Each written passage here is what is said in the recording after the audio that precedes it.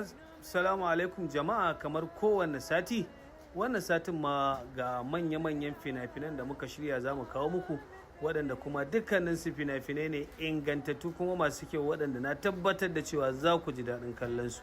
Don haka ma muka sa wannan lahadi ta musamman. Na tabbata za ku sha mamaki idan kuka kalli fina-finan nan, kuma za ku ji matuƙar daɗin su. Tabbas fina-finai ne masu kyau.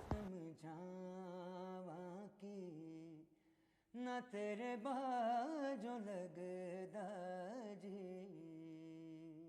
तुम पास आए यूं मुस्कुराए, तुमने न जाने क्या सपने दिखाए। अब तो मेरा दिल जागे न सोता है, क्या करूँ हाय कुछ कुछ होता है, क्या करूँ हाय